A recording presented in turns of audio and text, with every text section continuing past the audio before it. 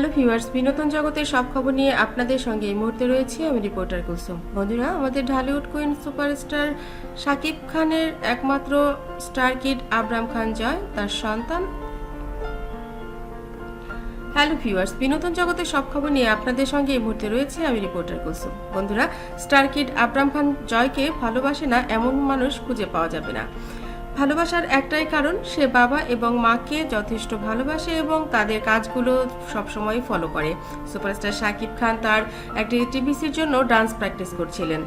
জয় বলছিল, পাপা তুমিও আমাকে নিয়ে চলো, আমি তোমার সঙ্গে ডান্স প্র্যাকটিস দেখতে যাব। শাকিব খান বললেন, আমি ওখানে অনেক বেশি ব্যস্ত থাকবো, তোমাকে নিয়ে আমি একটু সময় দিতে পারবো না পাপা, তুমি এখন বাসায় থাকো। জয় বায়না ধরলো, মাম্মা আমাকে রেখে শুটিংয়ে চলে গেছে আর তুমি এখন আমাকে রেখে শুটিংয়ে চলে যাবে, আমি একা একা বাসায় কি করব। জয় বায়না সহ শাকিব খান আর জয়কে না করতে পারলেন না, আর তাই বললেন, ঠিক আছে ব্যাগ গুছিয়ে চলো, আমরা নাচ করব, তুমি কিন্তু একটু দুষ্টুমি করতে পারবে না।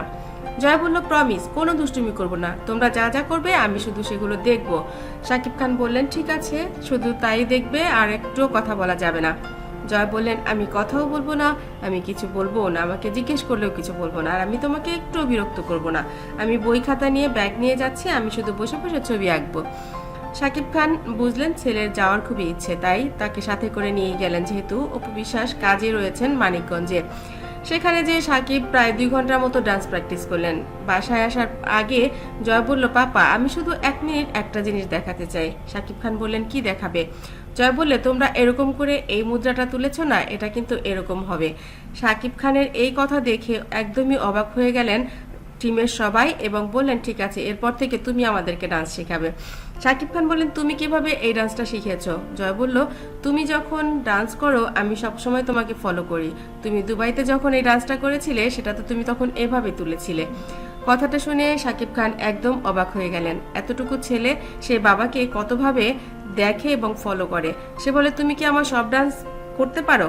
জয় বললে, তুমি দেখতে চাইলে আমি দেখাতে পারি, পুরোটাই পারি। অবাক হয়ে গেল টিমের সবাই। আসলে জয় অনেক কিছুই ফলো করে এবং বাবা মাকে কখনোই বুঝতে দেয় না যে সে কি কি শিখছে।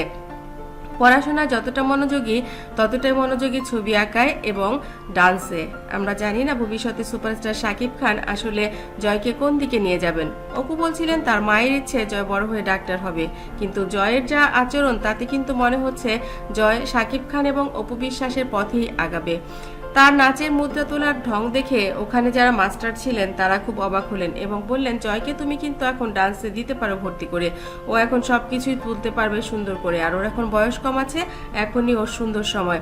শাকিব খান বললেন, হ্যাঁ, ওর মা তো 3.5 বছর বয়স থেকেই ডান্স করে আর মায়ের কাছ থেকে হয়তো বাসায় সে এত কিছু রপ্ত করেছে, আমি তো কিছুই জানতাম না, পুরোটাই আমি অবাক হয়ে গেলাম।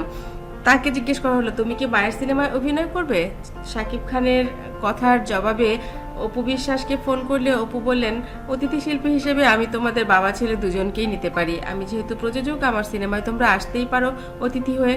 তো বন্ধুরা, দেখাই যাক না সামনে আমরা কি দেখতে পাচ্ছি। নিশ্চয়ই সিনেমা মুক্তি পেলে এখানে শাকিব এবং জয়ের 2-1টা পারফরমেন্স তো আমরা দেখতেই পারি। আমার চ্যানেলটি যারা ইতিপূর্বে সাবস্ক্রাইব করেছেন তাদেরকে অনেক ধন্যবাদ, যারা এখনো করেননি সব খবর সবার আগে পেতে সাবস্ক্রাইব করে বেল আইকনে ক্লিক করলেই আপনাদের কাছে পৌঁছে যাবে বিনোদন জগতের সব খবর সবার আগে। ভালো থাকবেন, ভালো রাখবেন প্রিয়জনকে। ধন্যবাদ আবারও।